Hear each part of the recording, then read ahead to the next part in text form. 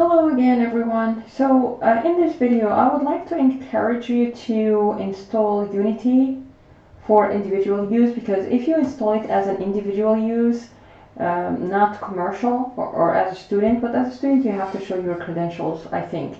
So as individual use it is for free.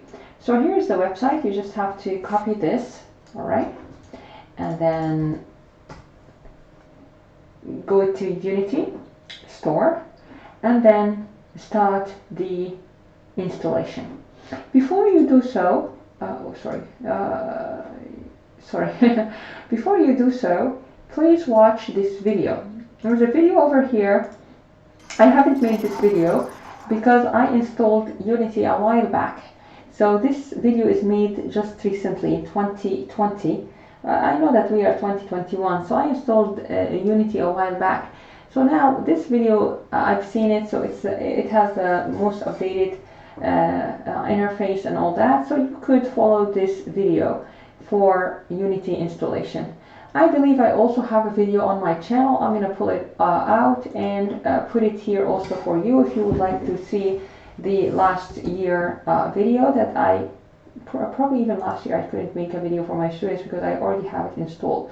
So please follow the video. It's straightforward, very easy.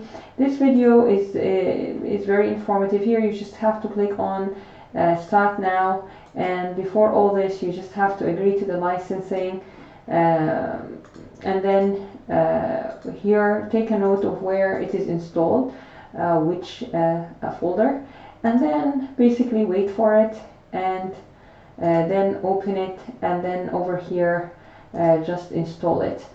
And this is the Unity Hub. Then this is all what you need to do. Over here in the video they go on to showing you some examples of the things that you could do with Unity. We're not going to go this far. We're not going to do like virtual environments with Unity. We're going to do augmented reality, so it's totally completely different.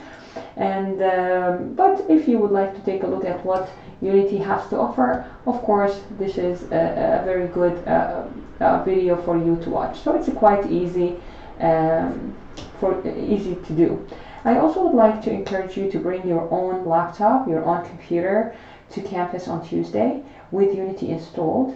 Of course, if there is a student who doesn't have Unity installed yet, we can wait for that student to install it, but I have to warn you that because of the hybrid education and all that, the connection in campus isn't that high speed. So maybe it is a good idea that we kind of install Unity at home. It's easier for you and it is not that time consuming. Alright guys, I'll give you half an hour to finish this task, which is installing Unity for individual use, if you are sure about taking this course for this semester.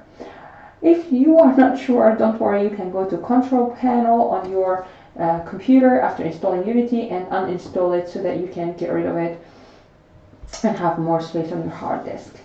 Alright, I'll see you then on Tuesday guys. Thank you so much.